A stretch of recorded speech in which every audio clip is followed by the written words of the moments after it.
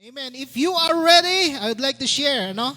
Ang tanong muna bago ko i-share yung verse, generous ka ba? Pag sinasabi nating generous, yung mapagbigay ka ba? Kahit na alam mong kaaway mo, pinapakain mo pa rin. Amen. Praise God. So if you have your Bibles, buksan po natin. 2 Corinthians chapter 9 verse 7, sabi dito, each of you should give what you have decided in your heart to give. Not reluctantly or under compulsion, for God loves a cheerful giver.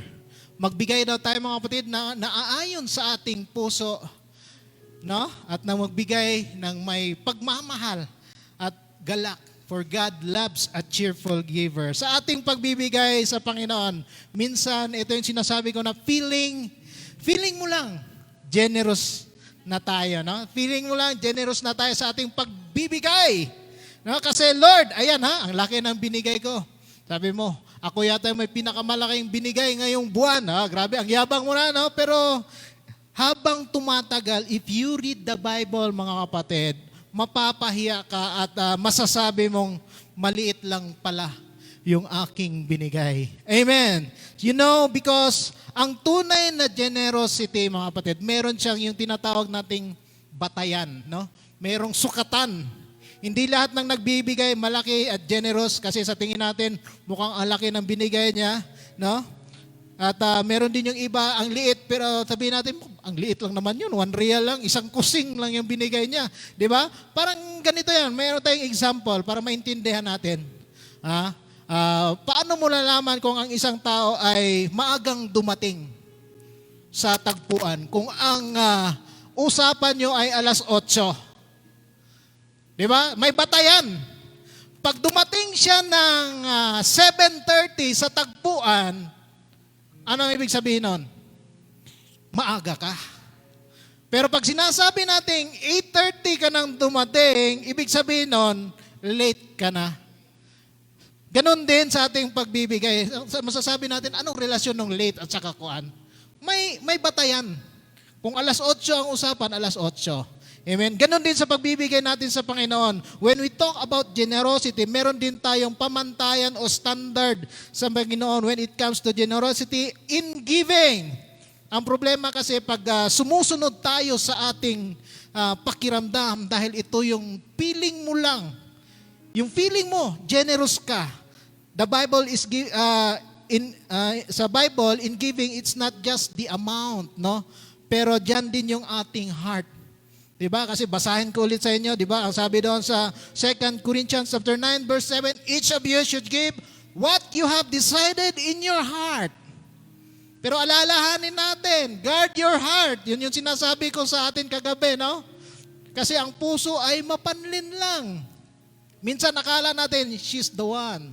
Pero hindi pa pala. He's the one, pero hindi pa pala. Mapaglin lang yung ating puso. Kaya dito sinasabi na pag nagbigay tayo, tandaan natin, no, na hindi porket ang laki ng ating binigay, automatic, tama na yun. No? Yes, kasi ang puso pwedeng madaya. Nadadaya talaga. Mapanlin lang ang ating puso. Kaya mga kapatid, kung sino nakaalala sa inyo doon sa, ano tawag nun, yung balong babae no, na pumunta doon, yung si Jesus kasama mga disciples, di ba? Pumunta siya doon, nahihiya ba siyang ibigay yung isang kusing niya kasi pag nalaglag yun, nakikinig ang mga nandoon sa palibot. Walang tunog eh. Parang hindi man lang sumadsad doon sa ilalim dahil sa lalim nung lagayan siguro ng tithes and offering box. Ano? Hindi kagaya ng isang mayaman doon na paglaglag doon, ting, ting, ting, ting. Parang counter, ano? Pumapatak yung metro. Amen. Kaya sa ating pagbibigay mga kapatid, nasa puso. Alagaan natin ang ating puso. Kasi yung masasabi doon na yung balo, malaki ang kanyang binigay kasi ito na ang kanyang huli. Wala na siyang makakakain bukas, hindi niya alam anong gagawin niya bukas. Amen. Kaya doon din sa mayaman, sabi niya, parang malaki na ang kanyang binigay, pero yun pala, mga tira-tira niya lamang yun sa kanyang milyones. Sa flood control siguro, kung merong flood control. Buti na lang, walang flood control dati. Amen! Nandiyan pa ba tayo, mga kapatid? Kaya kung hindi na po tayo, ganon tandaan natin, giving it's about the heart. So check our heart kung nandyan ba yung ating puso sa ating pagbibigay o mamaya nagpapikitang tao ka lang na malaking binigay mo or wala ka lang talagang mabigay.